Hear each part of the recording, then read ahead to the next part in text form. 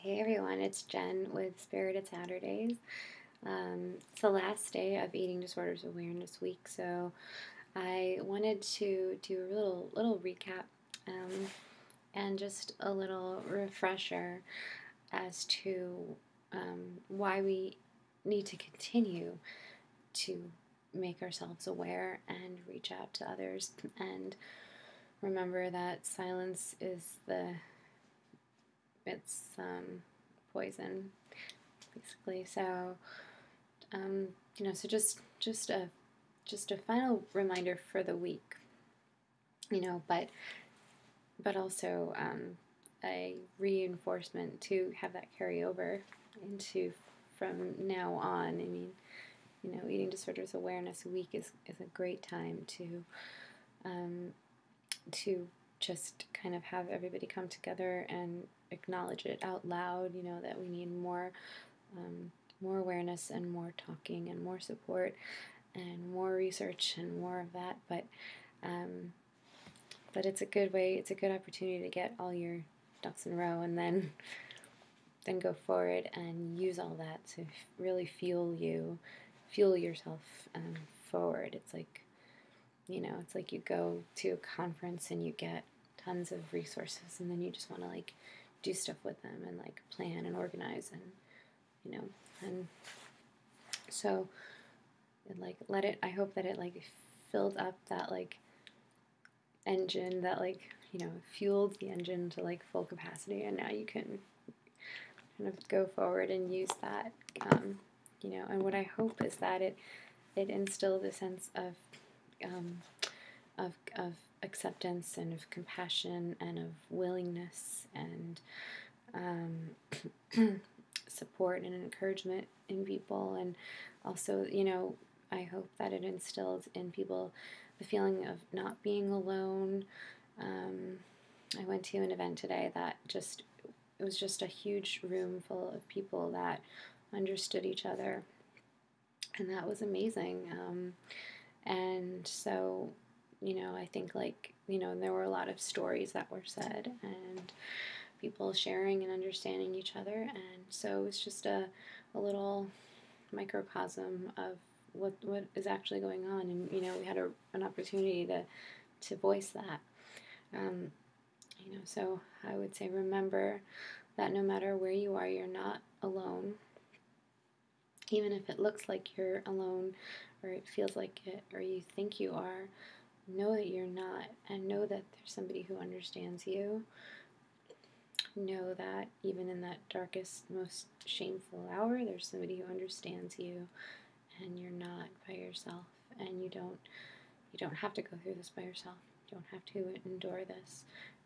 Also know you don't deserve it, and know that you can be who you really are, and know that you don't need to be afraid of that, and know that you are, like, it's so easy to see it in other people. I mean, I'm sure that you, if you're struggling, could see the good and the uniqueness and the specialness in other people and the strengths. So just imagine what somebody might see in you if you can't see it for yourself. Imagine that. Like, what might people see in you when they talk to you? What might they extract from your personality and take away from a conversation with you? How might they feel when they speak to you?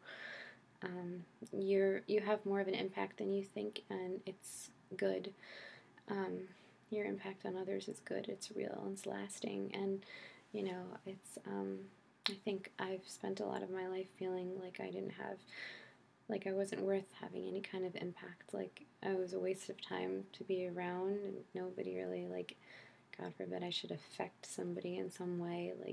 Just didn't even feel. I felt like blank, or kind of like just a void of a personality.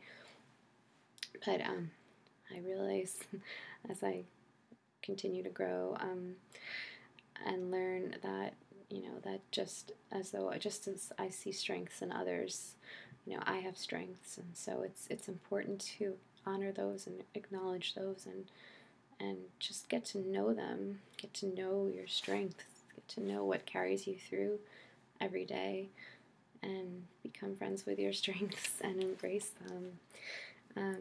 Break the silence and know that you're not alone, and know that, you know, even if it's not the person sitting right next to you, that there's somebody close to you that understands, or there's somebody out there that understands. And I want to read some notes that I've written, like some in preparation for these videos that relate. First, I'm going to just echo what Ariel had said about shame. She had talked about shame. I'm going to talk about shame too. I had written this and included it in the notes that I handed out today at this event, so I'm going to read it to you. Shame feeds on silence. Once we face shame head on, it disintegrates. It's like a false power hanging overhead. A huge cloud of dust that can really be blown out with the same... Oh, I think I'm reading the wrong notes. Sorry, guys. What happened to my notes? Where's my notes? Where's my notes? Where are my notes? Alright, well, I think that's just fine. Doesn't matter.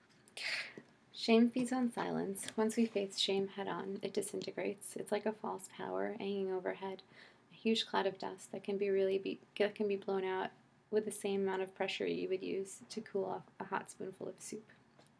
Whatever, it was different the first time. Silence is a hotbed of shame. Hotbed for shame. Silence hosts shame like a weakened immune system hosts a virus.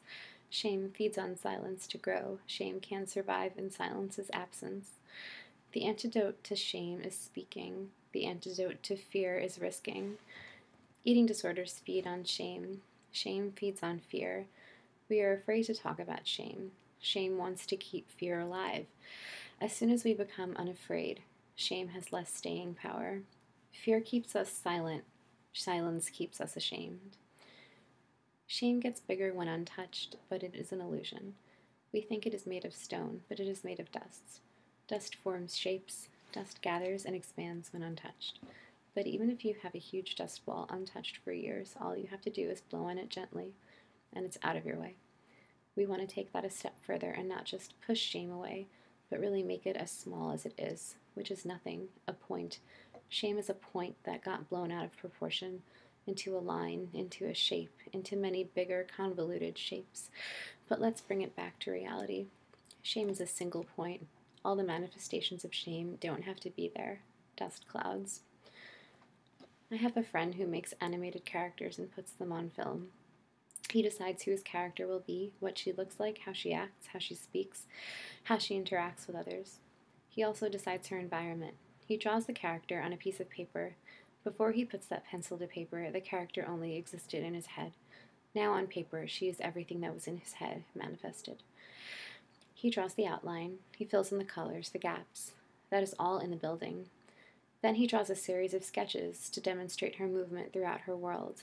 He uses her character to decide how she will realistically interact with or be affected by her environment. We can construct our worlds. We can construct, from rough outline to finished sketch, who we become. To a certain extent, we can construct our environments.